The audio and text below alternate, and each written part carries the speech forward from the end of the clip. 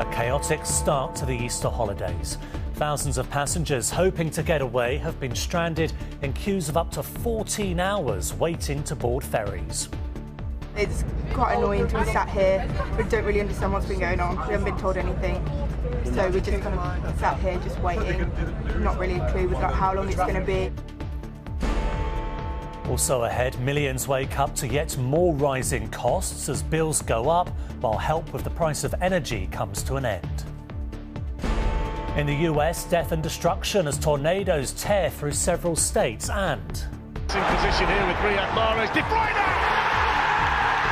What a start to the second half for Manchester City! Manchester City embarrassed Liverpool to win their 7th in a row.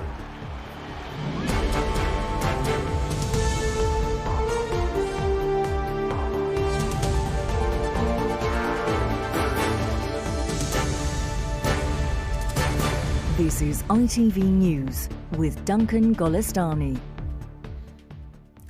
Good afternoon. It has been a miserable start to the Easter holidays for thousands of passengers trying to get away, with queues of up to 14 hours for some waiting to board ferries. Drivers at the port of Dover were met with gridlock. Coaches in particular have had long waits.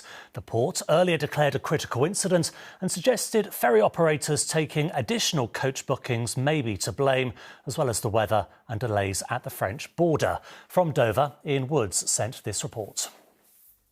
The start of the school Easter holidays are always going to be busy, but these hold-ups are way beyond what travellers should have to put up with. Coaches in particular had been held in queues overnight, some for 12 hours or more. No, we haven't been told anything, so we're just kind of sat here just waiting. It's not ideal. It's quite annoying to be sat here. We don't really understand what's been going on. We're looking forward to getting to Italy, but I feel a long way away right now. You can't really leave the coach, so we're going to be stuck here for a while. And just be, like, no service station or nothing, so I don't really know what we're going to do. Dozens of coaches were diverted to a car park which became a holding area before they were allowed to head for ferries. Passengers could at least stretch their legs or, like this group of youngsters heading for a football tournament, have a kickabout.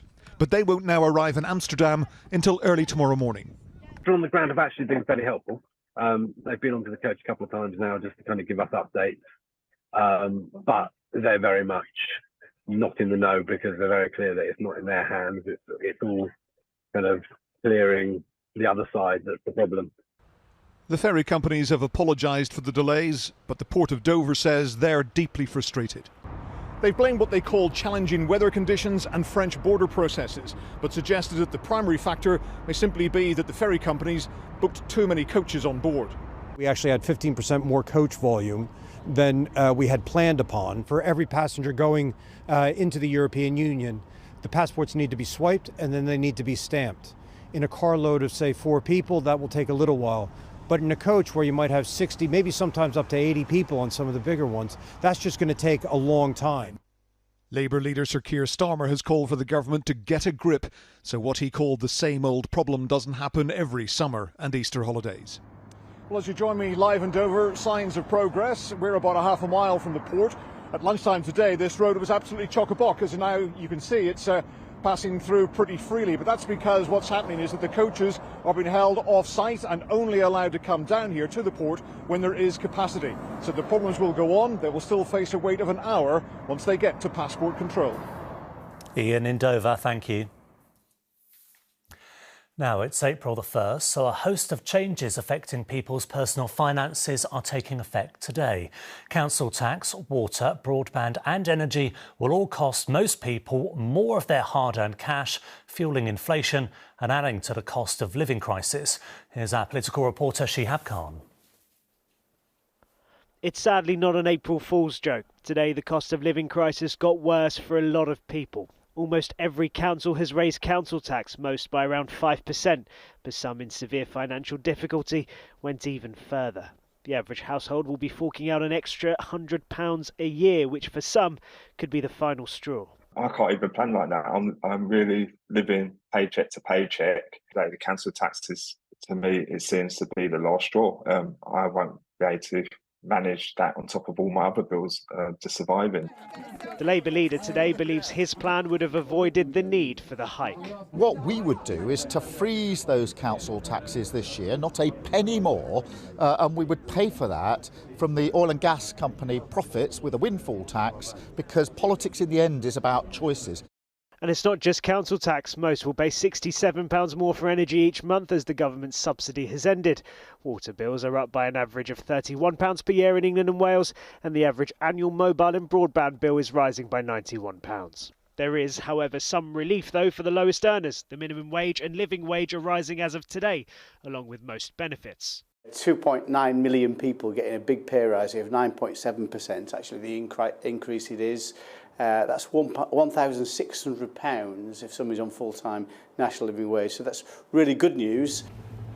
It's not just individuals feeling the squeeze. Businesses like this arts club in Soho in central London are also being impacted. The government's energy bill relief scheme will be replaced today by a new scheme which requires them to pay more.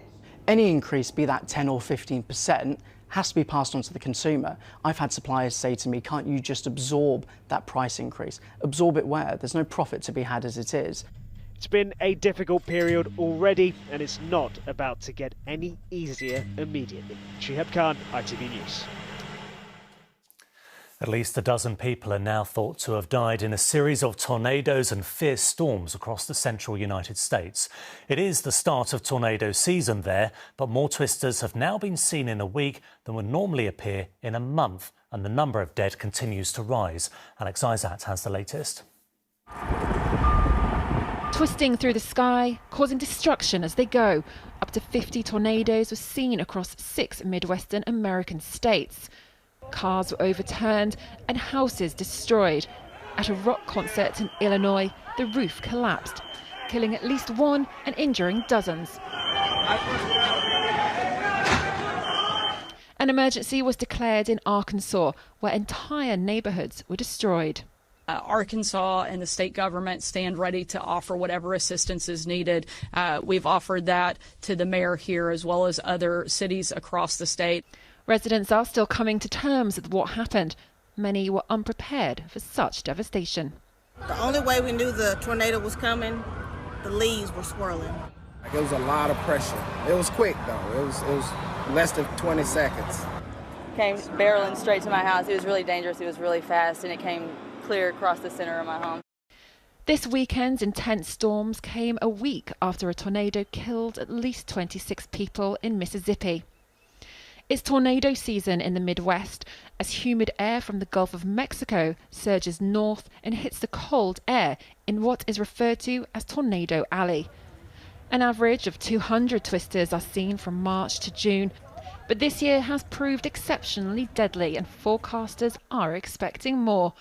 Alex Isaac, ITV News. Here, water companies could soon be hit with unlimited fines for dumping sewage in England's waterways. The government has indicated it intends to remove a cap on fines for polluters after a year in which potential sewage spills happened on average more than 800 times a day. Callum Watkinson is by the River Misbourne in Buckinghamshire for us. Now, Callum, it does look idyllic there, but there could be more under the surface. Yes, there's a storm overflow just over a mile upstream here, and it's currently been discharging for more than 192 hours, which Thames Water says could mean that there is sewage in this part of the river. Now, they're allowed to do this at times of heavy rain to prevent sewage backing up into people's homes.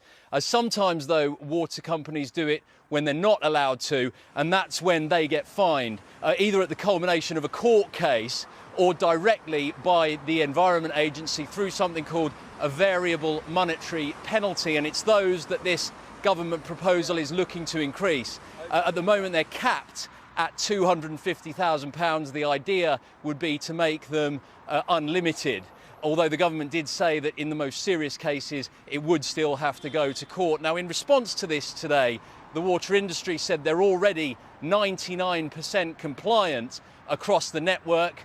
Labour and the Liberal Democrats criticised this idea. Labour called it flimsy. The Lib Dems said it was just more tough talk. What everyone is agreed on, though, is that the real long-term solution to this problem is more investment in the sewage infrastructure. Thank you, Callum.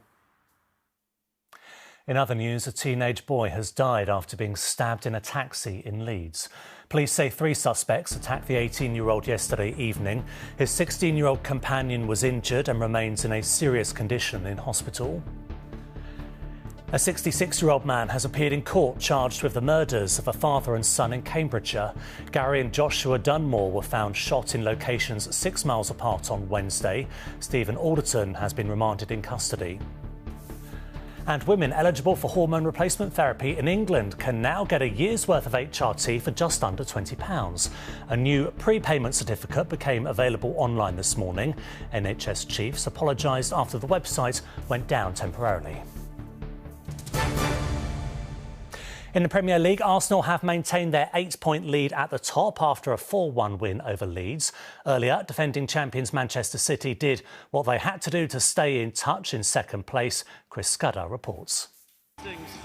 No Erling Haaland for City, so would they miss his goals.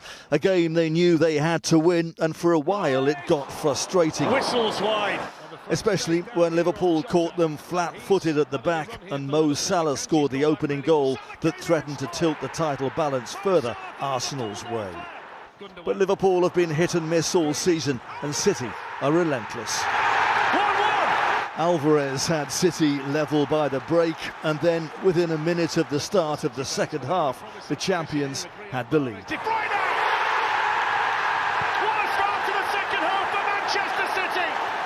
Liverpool folded, and a third straight defeat was all but done by a third goal from Gundogan. Then it was just a case of how many more, and Jack Grealish made it 4. With Arsenal still to go to City, the title race is far from over yet. Smile on Jack Grealish's face. Chris Scudder, ITV News. In rugby's women's Six Nations, France have gone top today with a second straight victory. Despite having a player sent off in the first half, they scored 9 tries, beating Ireland 53-3 in Cork. Scotland and Wales have just kicked off, and England play Italy tomorrow. Finally, the Battersea Dogs and Cats Home says it has been overwhelmed and touched by a surge in donations in memory of its late ambassador, Paul O'Grady. Donations have reached £140,000 and counting tonight after a fund was set up following the entertainer's death on Tuesday. Battersea Dogs and Cats Home said the star will always be associated with the charity. And that is it for now. We're back with the late news at 11:15. Until then, have a very good evening. Bye-bye.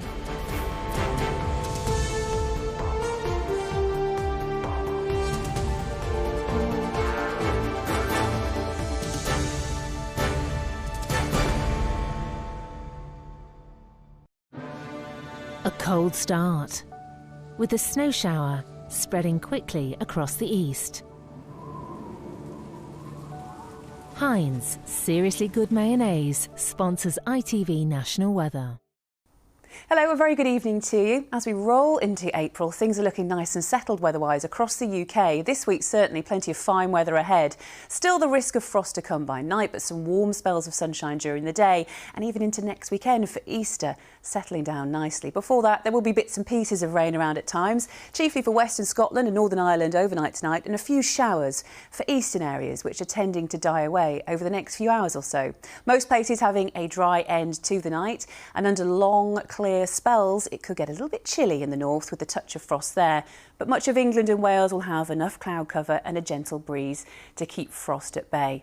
Tomorrow morning, a cloudy start with patchy rain for northern Scotland. That will tend to die away, and for much of England, Wales, Northern Ireland, a fine start to the day with lots of lovely warm sunshine during tomorrow afternoon. If you're out of any breeze, temperatures could make around 13 or 14 Celsius, and it'll be very pleasant out there. Bye-bye. Heinz Seriously Good Mayonnaise sponsors ITV National Weather.